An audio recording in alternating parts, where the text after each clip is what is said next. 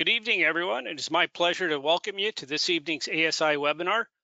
My name is Jay Parsons. I'm one of your hosts for this evening. I'm a professor in the Department of Agricultural Economics and the director of the Center for Agricultural Profitability at the University of Nebraska-Lincoln. Joining me as co-hosts this evening are Dr. Jim Logan and Amy Hendrickson with the ASI Animal Health Committee. So welcome to both of you.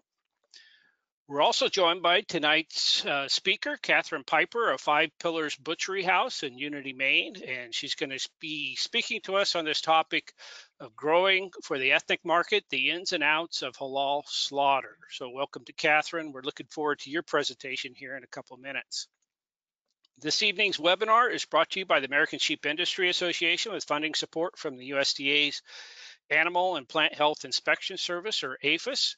We want to thank both of them for their support. Furthermore, we want to encourage you to visit the ASI website to learn more about the sheep industry and to access the large volume of resources available there to help you be successful in the sheep business.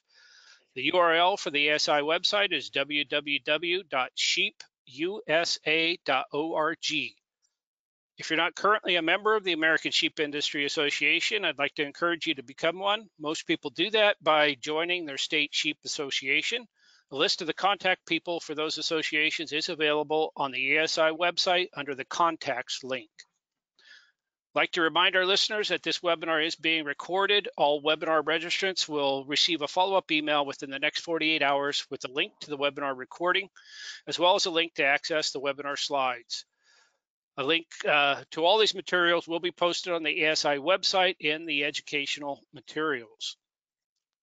We're slated this evening for probably about 45 minutes of presentation time, give or take a little bit, and then we'll have a good Q&A session to follow that. So feel free to submit questions at any time during the presentation. We'll monitor those. You can type those into the question dialog box at the bottom of your control panel at any time. We'll handle all of those questions during the Q&A session after the presentation, though. So with that, I would like to turn it over to Dr. Jim Logan for some words from the ASI Animal Health Committee. So Dr. Jim. Thank you, Jay, and welcome everybody. We appreciate you tuning in this evening.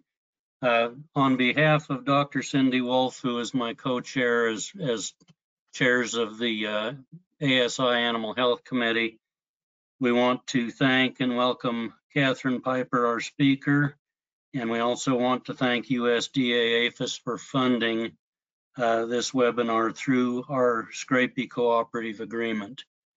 And with that, I'll turn it over to Amy to introduce our speaker. Well, hi, everybody. Thank you for joining us. And I think Catherine has been introduced pretty well here. I just wanted to say that one of the common questions that we get is when we talk about, for instance, scrapie identification, is how identification is viewed, how ear tags are viewed in ethnic markets. And in talking with Linda Detweiler at USDA and Stephanie, they said I asked about it, and they felt that it might be a good idea for me to reach out to someone who was familiar with halal processing and how to find out how it is viewed, and they recommended Catherine. And so they had also heard a similar presentation from her and had found it to be very interesting and really recommended to us that we speak with her and engage her. And so I did, and I've had a great time getting to know her a little bit and to learn about this, and I hope that everyone finds this to be interesting and helpful. And so I will turn it now over to Catherine to give her presentation. Thank you for joining us, Catherine. Thanks, Amy, and good evening, everyone. I'm Catherine Piper. I'm part owner of Five Pillars Butchery with my husband, Hussam El Rawi. We started our business back in 2017, and we are expanding. We just received some USDA funding from the MPEP Phase 2 grant program, and we are going to be expanding our facility from custom slaughter to USDA. Will be one of the few halal slaughter facilities in New England. And so I just want to thank you all for coming to hear our presentation. First, I have to read a disclaimer. Five Pillars Butchery would like to thank the USDA for funding this educational webinar and all those participating today.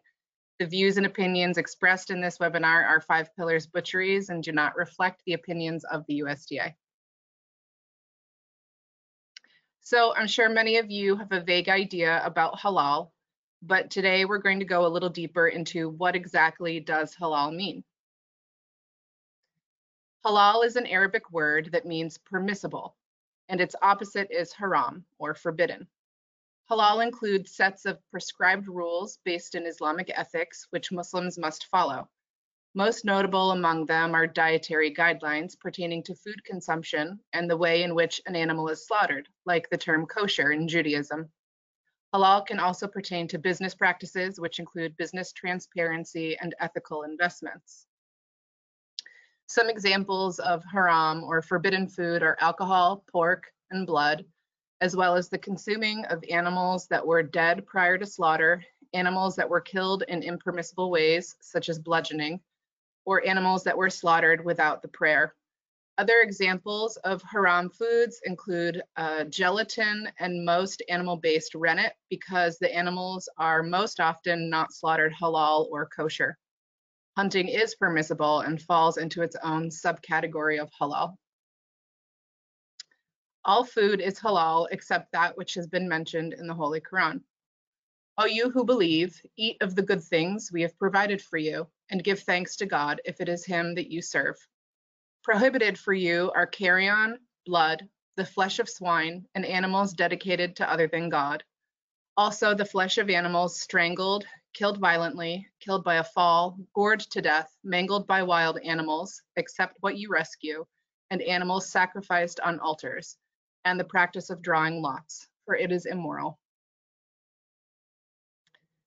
Why halal slaughter? This first reason is the first and last reason needed for a Muslim to eat halal. It is a religious obligation for Muslims, as stated in the Holy Quran. And do not eat of that upon which the name of Allah has not been mentioned, for indeed it is grave disobedience. Certainly we have brought them a book, the Quran, which we have explained in detail with knowledge, guidance, and a mercy to people who believe.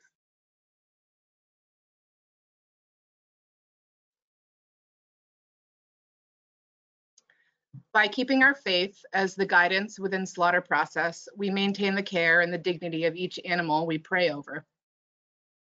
We recognize the life we are taking, and gratefulness to our Creator is our intention throughout the process for the blessings each animal gives. Kindness to animals is mandatory in Islam. I'm going to share with you some sayings of our Prophet regarding animals. There is no man who kills a sparrow or anything beyond that without its deserving it, but God will ask him about it. A good deed done to an animal is as meritorious as a good deed done to a human being, while an act of cruelty to an animal is as bad as an act of cruelty to a human being. Verily, Allah has enjoined goodness to everything. So when you kill an animal, kill in a good way, and when you slaughter an animal, slaughter in a good way. So every one of you should sharpen his knife and let the slaughtered animal die comfortably. Do you intend on inflicting death to an animal twice, once by sharpening the knife within its sight and once by cutting its throat? And avoid those animals that are lactating. So one of the restrictions is slaughtering an animal that has just given birth and is nursing its young.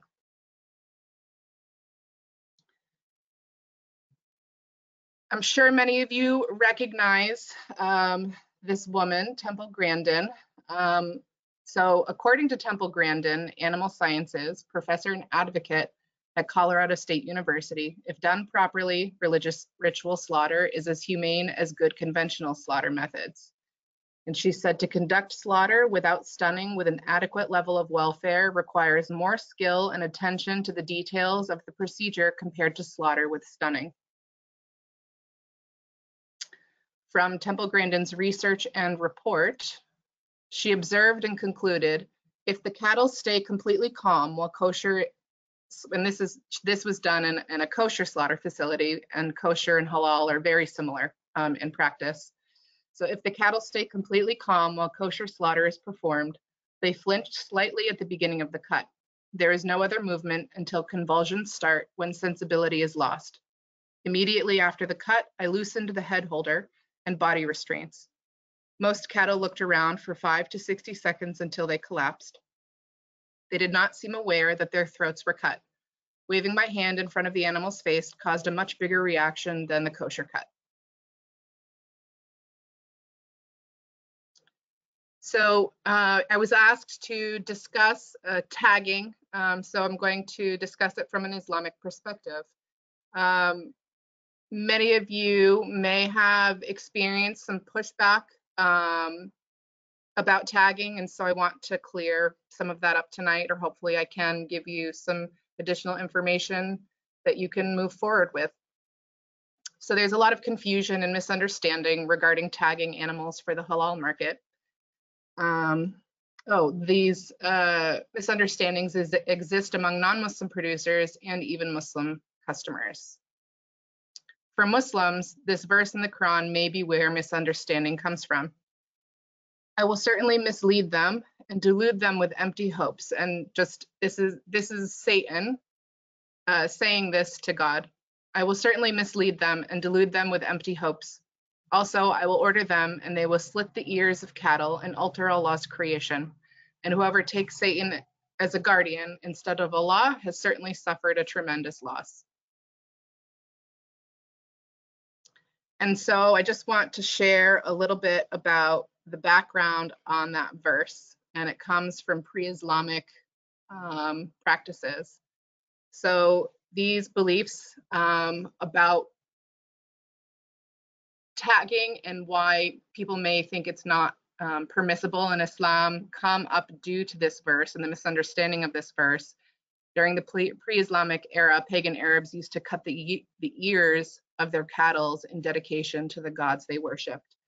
And so there might be some Muslims that don't understand the background and the history of that verse.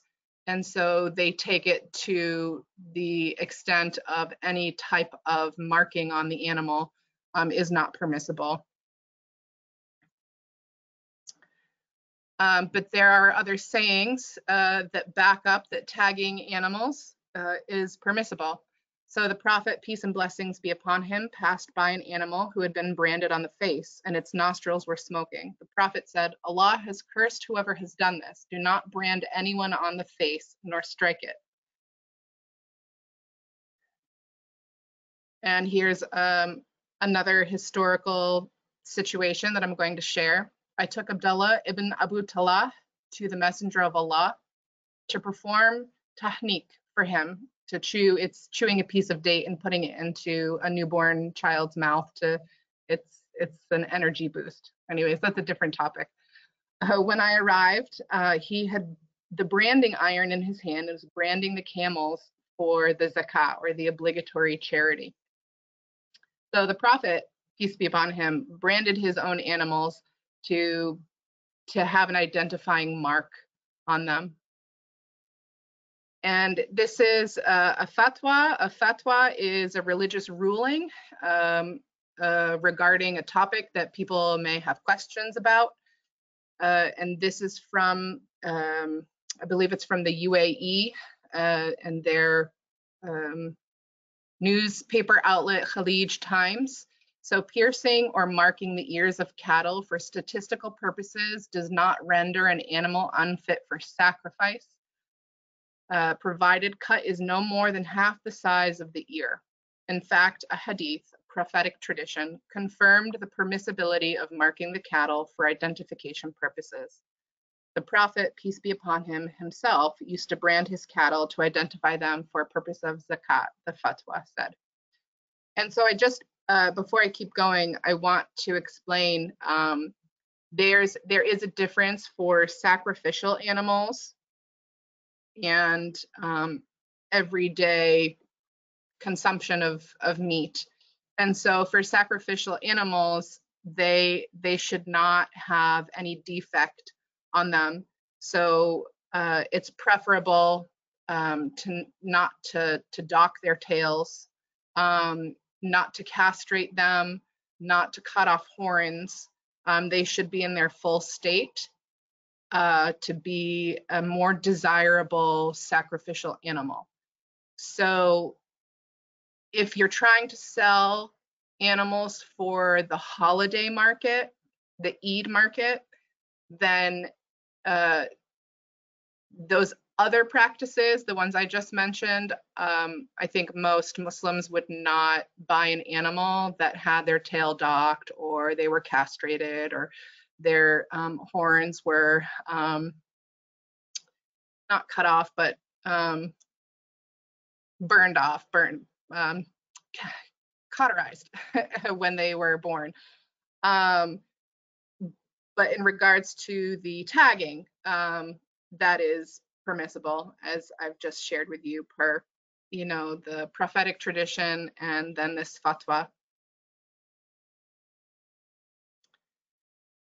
Many halal slaughter facilities around the country already willingly participate in the USDA's regulatory scrapie slaughter surveillance collection program, through which animals are identified. So they're already taking in animals that are tagged, and we also will slaughter animals that have been tagged. And we slaughter animals outside of the Eid holiday that have been castrated, that have had their tails docked. And so that's not an issue. Even if an ear tag is, accidentally ripped out, like often happens with sheep, that's, as long as it's not for the Eid holiday, that is all perfectly fine for everyday consumption.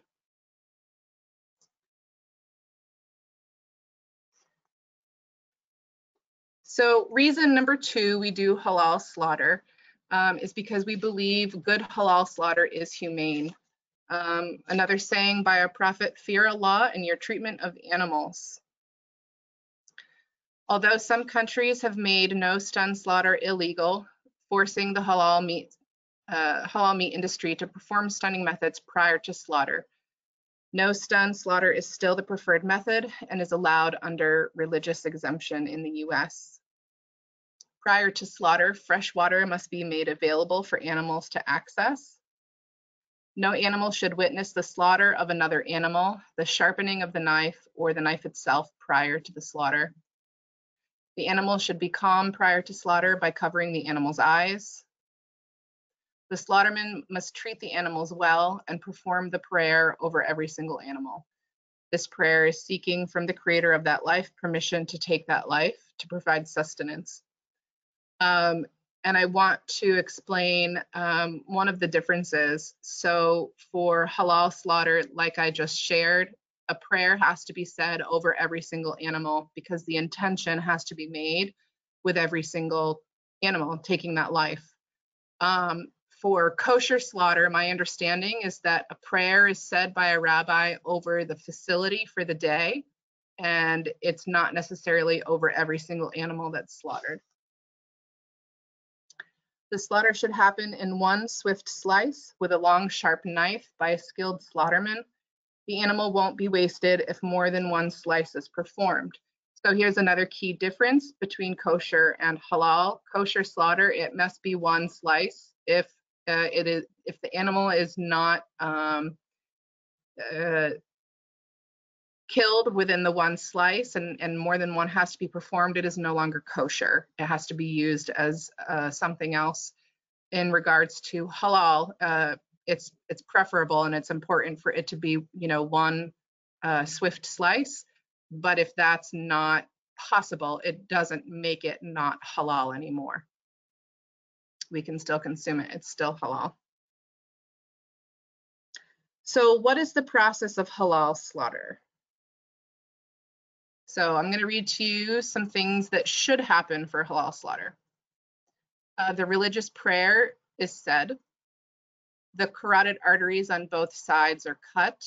The jugular veins on both sides are cut. The esophagus and trachea are cut. And the carcass of the animal is not handled in any way until the animal is completely dead, which means loss of eye reflex and the blood is drained. And so what should not happen for halal slaughter? No stun slaughter is preferred. The head should not be removed during slaughter. The vertebrae and spinal cord should not be cut. And again, the carcass should not be handled until all life has left the body. So those are the basics for halal slaughter, but I'd like to share additional details that ensure that the slaughter is a good one. So I'll go through these as quickly as I can. Animals should have a pre-slaughter rest and be well fed and well looked after at the point of slaughter.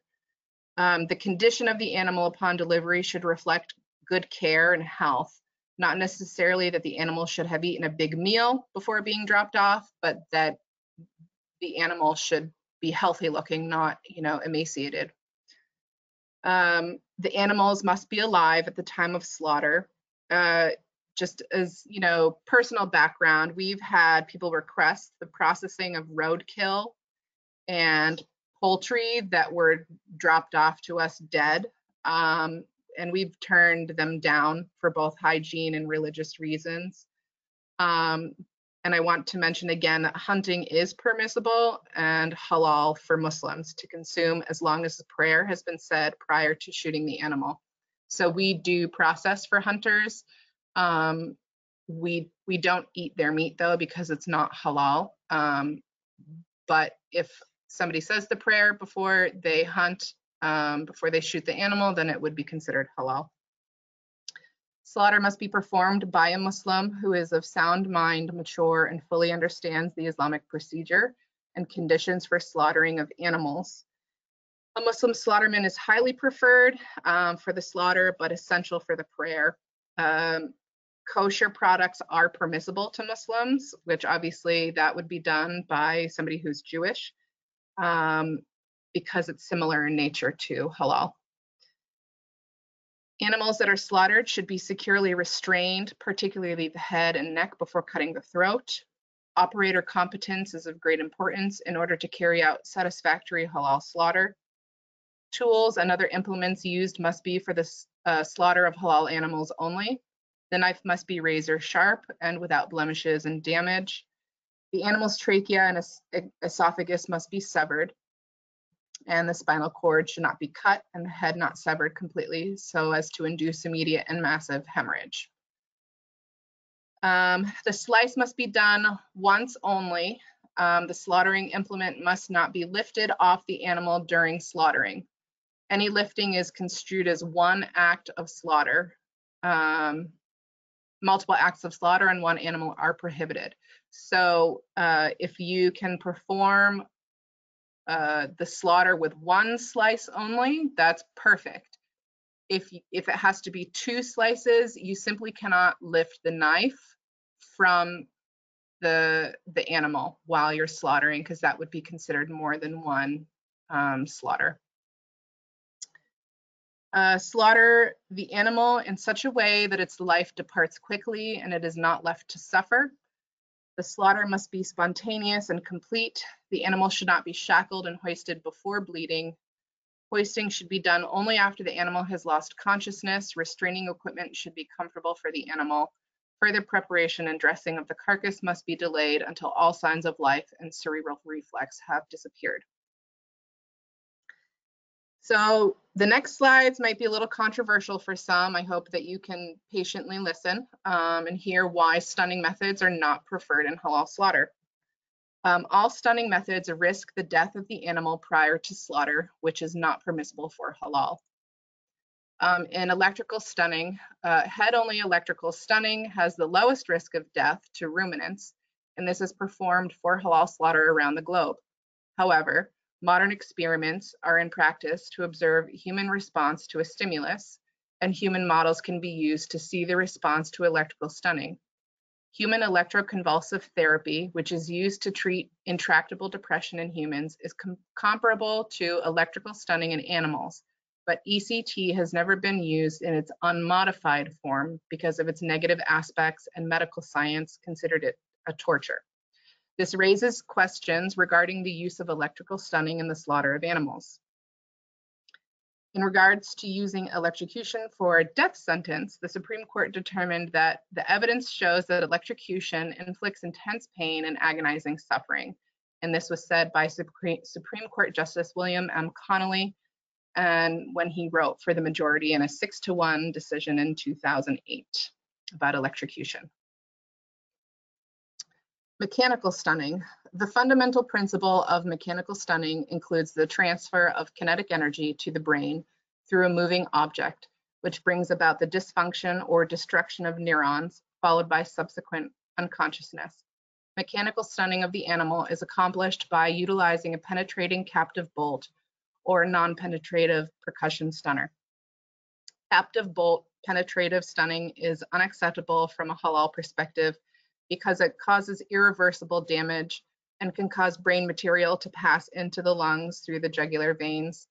In one of the examples that I gave in one of the first slides, bludgeoning an animal to death, hitting them over the head so hard that you kill them, I would put this into that category because it's a kinetic force being transferred to the head of the animal. So I would consider that bludgeoning the animal.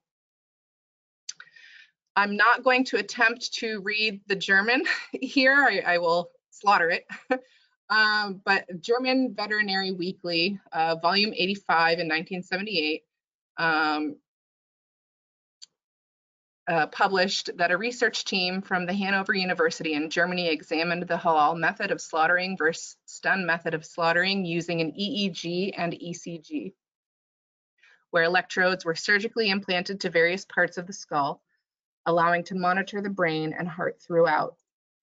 The halal method of slaughtering showed there was no change in the EEG for the first 3 seconds, indicating that the animal did not feel any pain from the cut itself, and the following 3 seconds were characterized like deep sleep. The EEG recording was 0 with no pain at all, yet at the moment the heart was still beating and the body was convulsing vigorously as a reflex reaction of the spinal cord. It is this phase which is unpleasant to the onlookers, who are falsely convinced that the animal suffers whilst the brain no longer records any messages. Using the Western method of slaughtering, the animals were apparently unconscious after stunning and appeared much more peaceful for the onlookers. However, the EEG readings indicated severe pain immediately after stunning, even though there were no unsightly convulsions. There was stoppage of the heart whilst the animal still felt pain.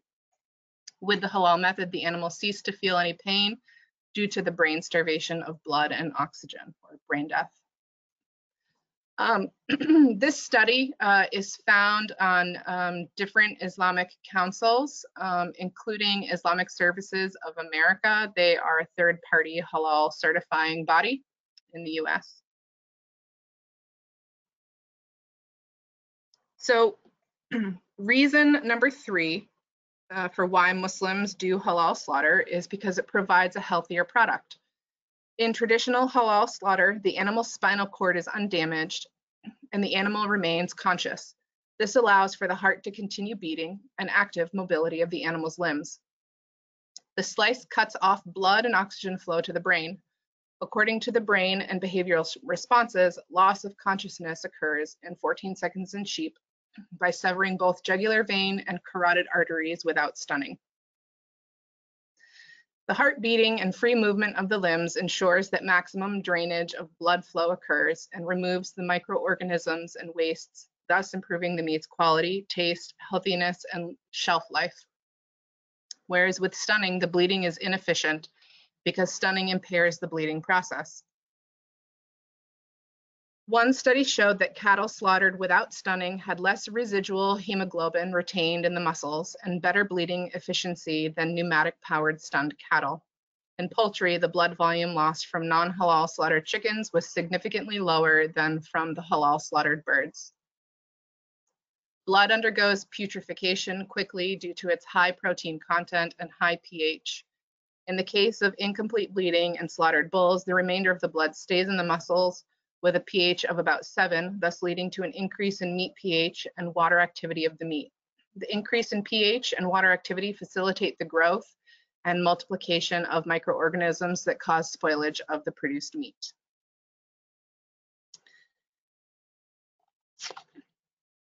So the fourth reason for halal slaughter is because it centers our connection with our Creator. And the prayer that we say before slaughtering is Bismillah, Allahu Akbar.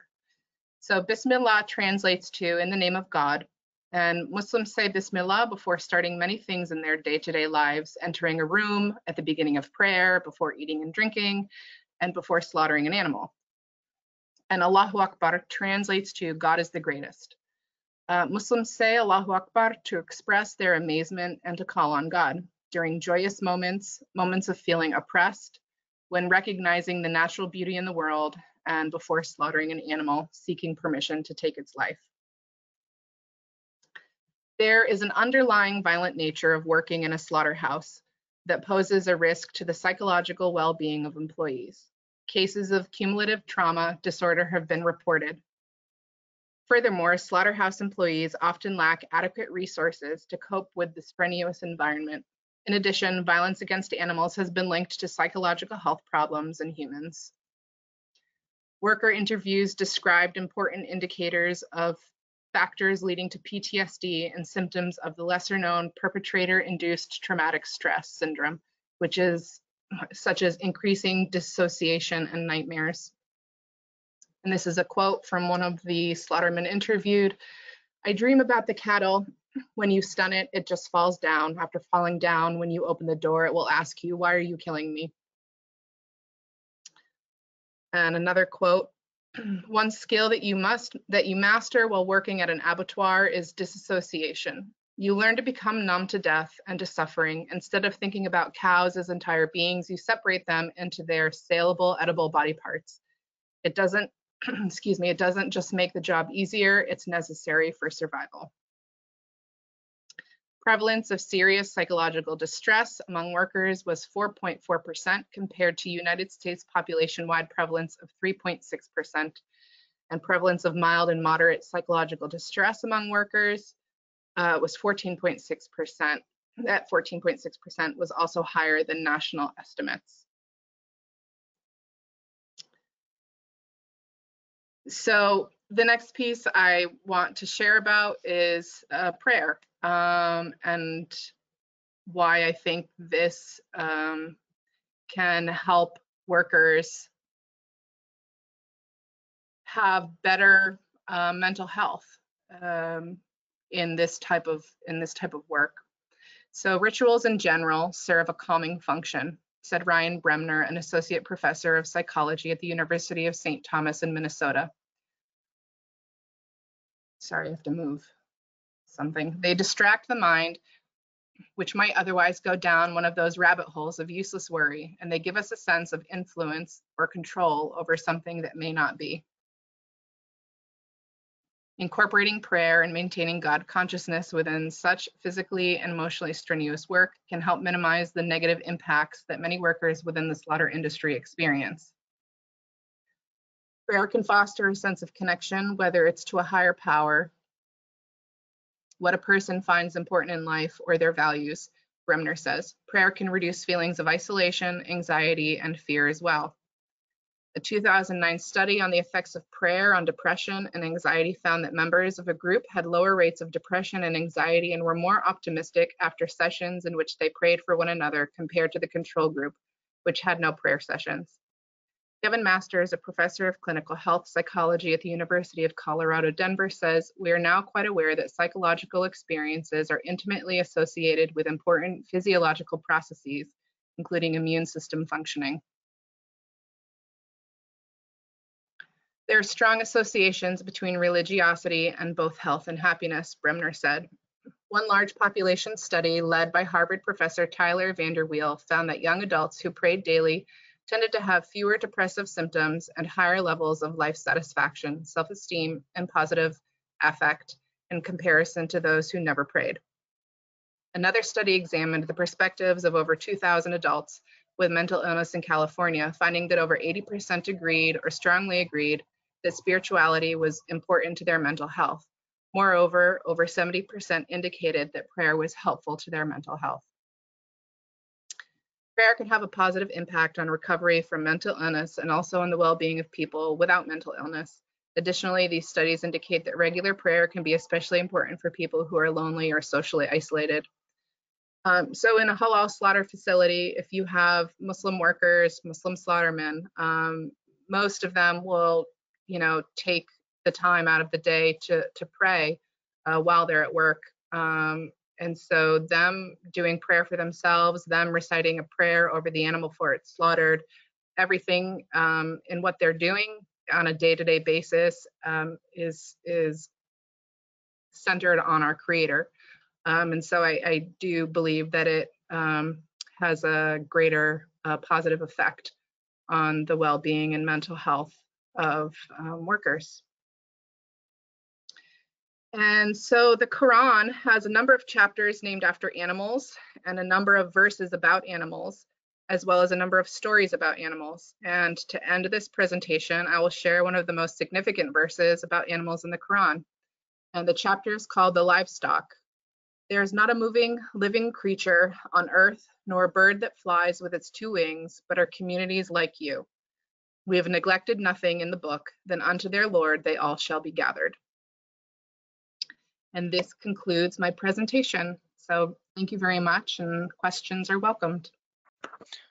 Thank you, Catherine. That was very informative, and I learned a lot. So we did have some questions come in, and I guess we'll just start going down the ones that have already come in, and remind our listeners out there that you can submit questions in the question box. If you have something that you'd rather not type in there, or would like to just ask it verbally, you can raise your hand and I can call on you. And of course, you have to have a working microphone for that to work, and because you need to unmute yourself and talk. But with that, let's just go ahead. A lot of questions on the handling and just the processing side of it. So one question was, how are the animals actually restrained during this process? Well, it depends on the facility. For our custom facility, we only have the ability to do small ruminants at this time. And my husband, as the slaughterman, he restrains the animals. We don't use devices. So he's interacting with the animal and working with it to make sure that it's calm before he slaughters it. In regards to cattle, because it's not safe to slaughter such a large animal without restraints, it's important for them to be in some type of a restraining box.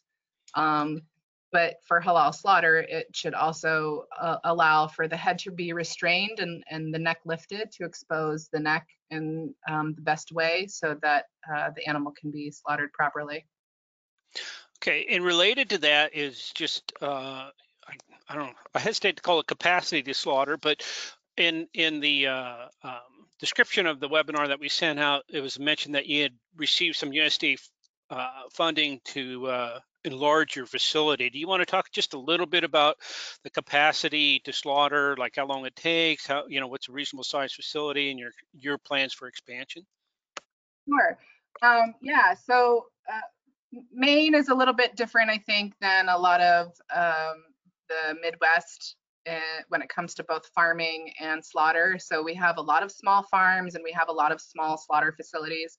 So we would be considered very small by USDA standards, but we will be producing upwards of 800,000 pounds of meat annually at capacity. So that would look like about 3,100 small ruminants and almost 1,000 beef. Okay, very good. Somebody asked a question about handling of lambs. Can you discuss best practice in handling lambs in a halal slaughter situation? Are they handled a little differently or not?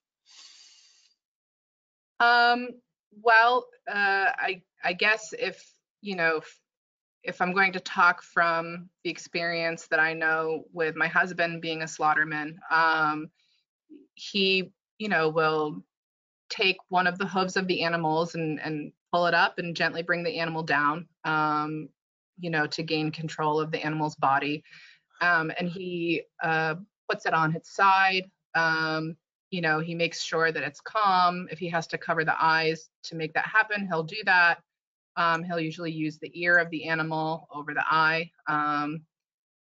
He will always have the knife sharpened before he, interacts with the animal. He has it set behind him so that the animal is not seeing it, and he will pick up the knife once the animal is calm and he's exposed the neck. And really, the sheep, he says, the sheep are the easiest. He says they show you their neck asking you to slaughter them. They'll just sit there, and he doesn't have to physically overpower them to slaughter them. So it's I don't want to say a comfortable process, but it's not very invasive to slaughter lambs.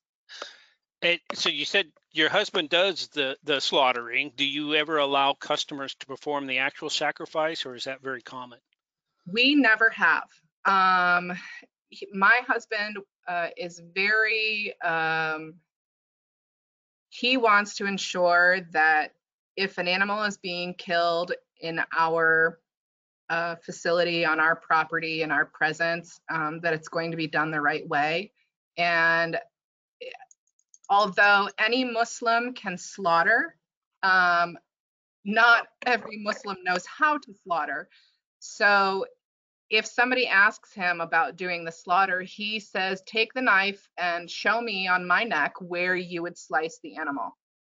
And obviously he's, being exaggerative when he says that, but he's saying that to make them understand that if they don't know where to even place the knife, they have no business doing slaughtering. So he's never allowed anybody to slaughter at our facility.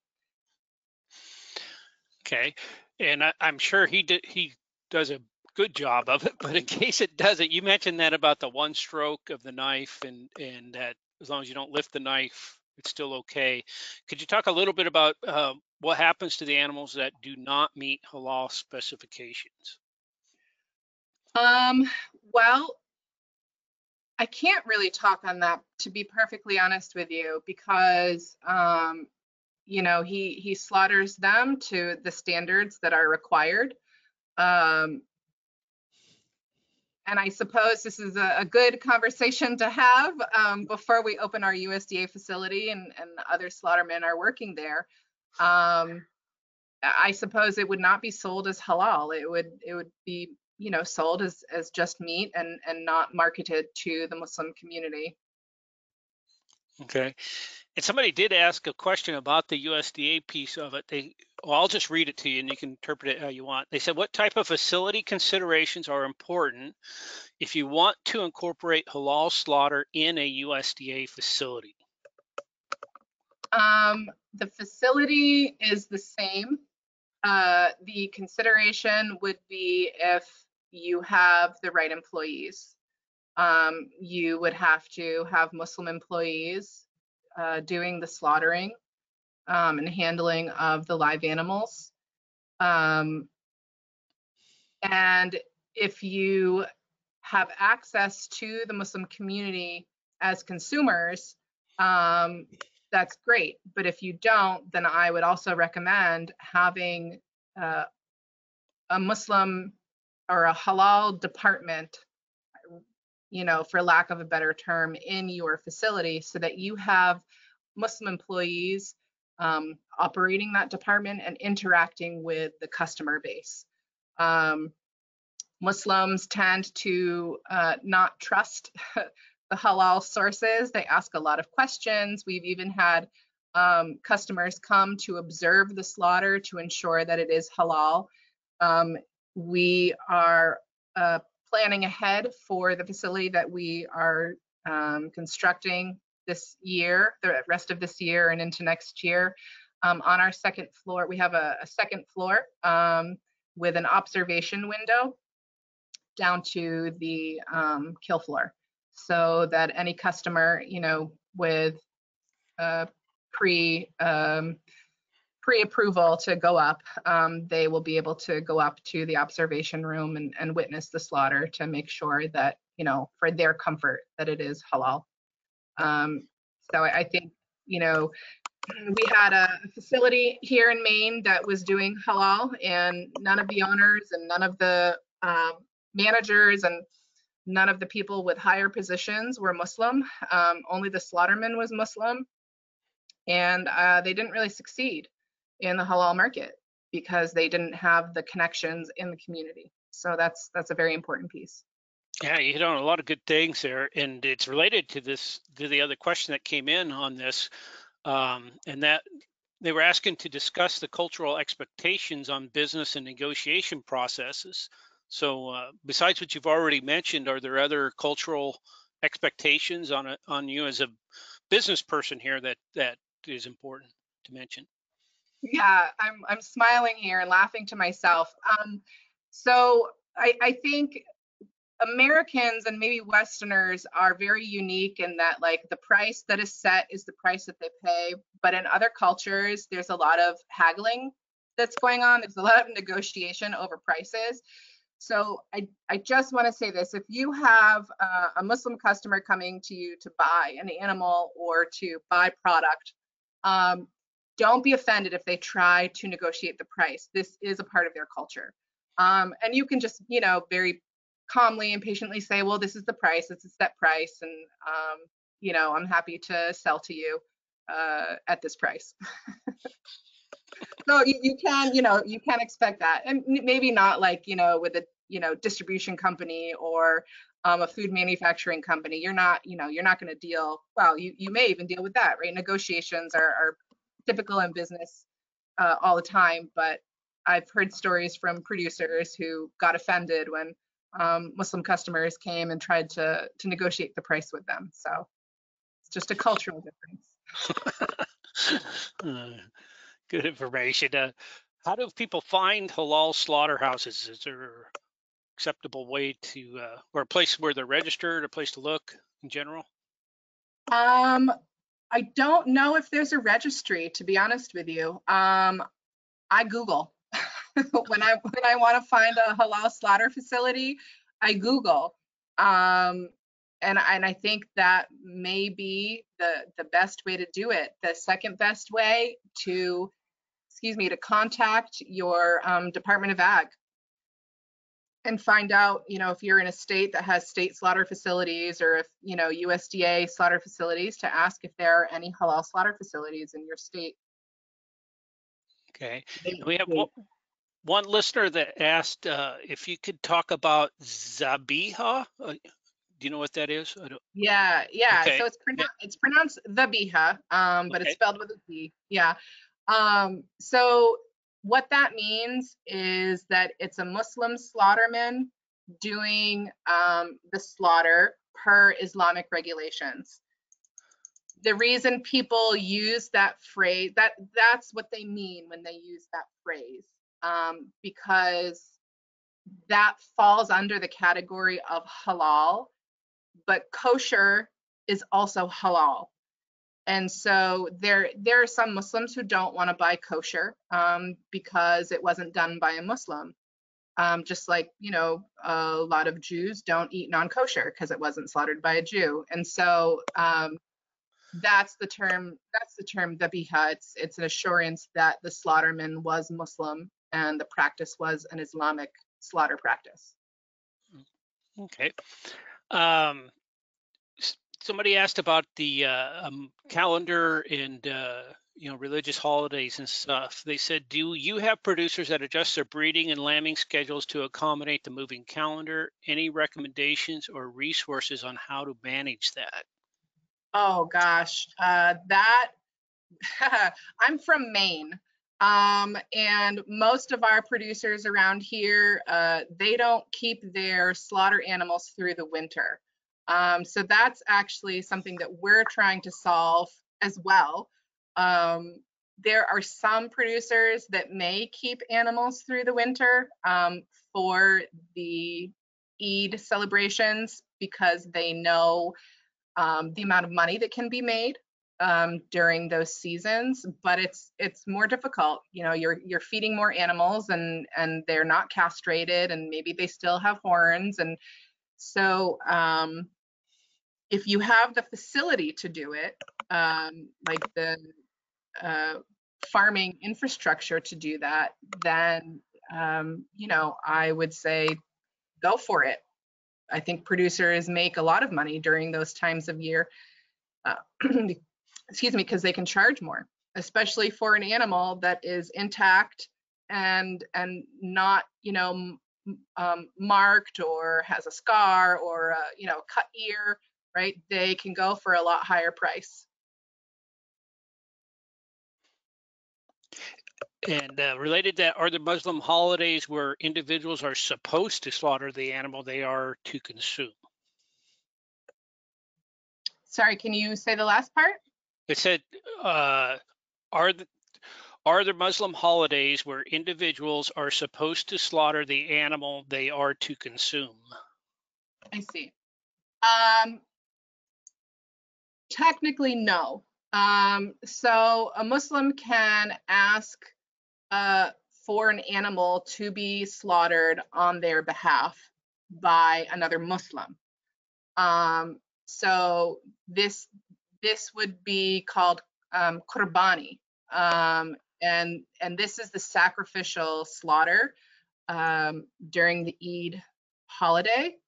And so it's the prayer is slightly different. There is a person that this sacrifice, the blessings. So when you sacrifice an animal for the holiday or for charity, you're giving away the meat. It's not all for you. So you share a third to the needy and you share a third to your family and your neighbors, and you can keep a third for yourself. And so that sacrifice is dedicated to a certain person. It can be the person who is requesting for the slaughter. It can be a family member. It could be anybody in their life. And so that prayer is done in such a way where that person's name is mentioned as a part of the slaughter prayer. So that person does not have to do that slaughter by themselves. Somebody else can do it as long as they're Muslim. Okay, very good. We have a couple of questions on different animal species. The first one had to do with pork or pigs, you know, being on the list of the haram food. Is that, did I say that correctly? Close, it's haram, not harem, haram. Sorry. That's okay. I can't pronounce people's names, let alone all the different words. But anyway. That's all right. It's just there's a really big difference between the two words. Oh, good. Well, I'll figure that out then. Sure. Okay. Anyway, so what about pig slaughter? Is it not allowed in the facility at all? Is it just not allowed on the same day? What are some of the restrictions on the facility itself in regards to pork? Yeah. So for us, obviously, we won't do any pork because we'll be an exclusively halal slaughter facility. There are other slaughter facilities that do pork, but you should be very you have to separate them very drastically if you want to develop a trusting relationship with the community that you're serving. So for example, do them on complete, you know, do the slaughter on complete opposite days, do the processing on complete opposite days, start your week off with the halal, you know, and always start with the halal, even if it's the same, even if you're doing sheep and, you know, half your day is going to be halal and half your day is going to be non-halal. Start with the halal because you don't have to clean anything to continue with the non-halal. But if you start with the non-halal, you have to clean your processing equipment, your slaughter equipment, before you work on the halal meat. So my recommendation is to start with the halal first. Okay. And then the other question was, you're about to start doing beef, right, with this expansion? Yeah. And facility considerations, given that you're, obviously got a much different sized animal and things that you're planning on doing there, and any group movement, space, single file, double file, alloway, anything you want to say there in terms of the setup and how that is going to affect your operation? Well, it's in a completely new building, so our entire operation is going to change. But we're going to be using a slaughter box or a squeeze chute that has a chin lift to expose the neck. And I think the handling is it's similar to other facilities. The only difference with halal slaughter is that the prayer is said over the animal, and all the other smaller pieces, right? You're not sharpening the knife in front of the animal. You're not going to stun or shoot the animal first. You're not necessarily going to be skinning another cow right in the vision of the other cow that's about to be slaughtered. You take a little more precaution in the care of what the animals are witnessing, and then you say the prayer. And everything after that, everything before that, and everything after that are the same. Okay, and I've been at some facilities where they actually played a recording. I don't know what I was witnessing, to be honest, but it was just a recording. Is that permissible in some cases, or is that, what was I seeing there? Yeah, you were seeing Islamic slaughter fitting into the mass slaughter industry. I would not. We don't like to. We raise the animals that we consume for the most part, and a recording being said over an animal, there's no intention in that for each animal. The recording may miss an animal, right? If it's a poultry facility and they're doing hundreds of birds in a minute, right? How quickly does that have to be, that prayer has to be said over every single animal, right? So I think that this is a difficult topic, because third-party halal certifiers will certify a facility that uses a recording.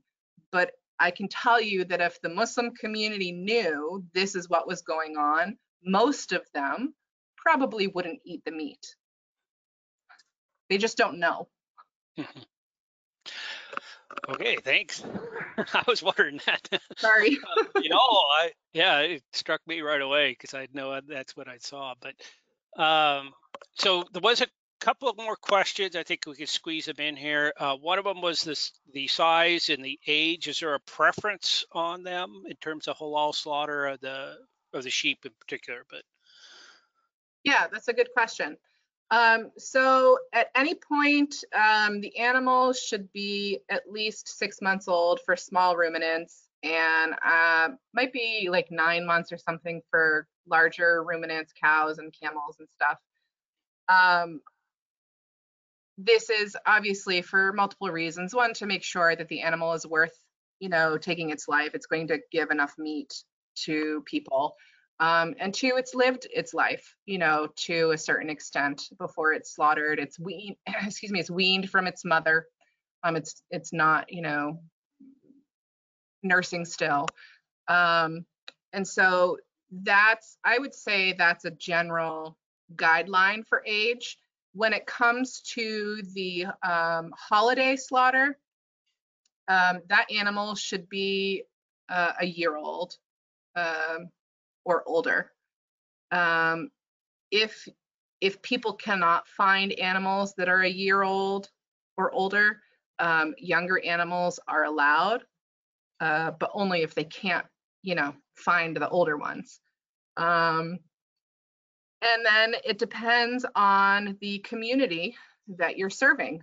and the way that the processing is being done. So for example, the Pakistani community, they process their meat in a certain way, and they like them to be a little bit on the younger side so that it's quicker to cook. But you know, the West African community, they don't mind having older animals because they, you know, cook the animal for longer. They cook the meat for longer. Sorry, not the animal. They're cooking the meat for longer periods of time, and that's so. You should probably research a little bit about the community that you want to serve to understand what they're looking for. Okay, and then the last question that came in was, do you have customers that pick up hot carcasses? And looking at your USDA expansion, is that a concern with any inspectors you've talked with? So USDA facilities can do non-inspected slaughter. They would just schedule that with the inspector. We have done that for customers that requested it. It's hot carcass. We do it right on the hook. And they put it into a bag and they put it into their cooler and they take off. And we anticipate having customers that still want that despite, you know, having a USDA facility. So we're going to operate that on the weekends without the inspector, you know, needing to be there, and the customer can come and pick out the animal that they want. And then we will process it or slaughter it and quickly process it right then and there for them. Okay, well, thank you. And thank you for a great presentation and for your great answers to all these questions. And thanks to our audience for bringing them in. Jim and Amy, if either one of you wants to close out with some comments, I'll just end with my comments, reminding everybody that we do have this being recorded, and you will get a follow-up email with the link to that recording. I'll also include a link to these webinar slides. We will post those so that you could review some of those if you have questions that maybe you'd like to ask. So Jim, I think I'll turn it over to you to close us out here then. Okay, Jay, we thank you, number one, for doing a great job of facilitating. You always do a good job for us. Also, thank you to Catherine. That was a great presentation. It's been very interesting, and it does help all of us to understand some cultural differences and issues. So thank you for taking your time to prepare the presentation and for being here tonight. That's all I have, Jay. Okay. Amy? I would just echo what Jim said. Catherine, I thought it was really interesting. I also appreciated all of the people who submitted questions. I think that really added to this evening, and I learned a lot and really enjoyed it. So thank you. I'd just like to thank you all for welcoming me here and asking me to do this presentation, and for everybody that stuck around to the very end. You did good. All right. Thank you. And I do see that Linda from USDA has her hand up. And Linda, you asked to make a comment. Yeah, thank you very much.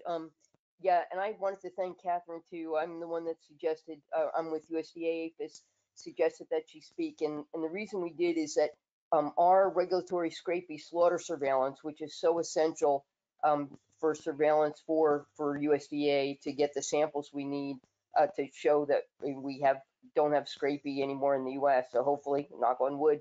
But we rely heavily on the halal plants because they're big consumers of adult animals, which we need to get adult sheep and goats for our slaughter surveillance program. So we had Catherine speak to our field people that go out and do this collection, and we thought it would be good for the industry so that it was very helpful for us to understand more about the traditions and our interactions in those plants. So thank you, Catherine, and thanks ASI for sponsoring this.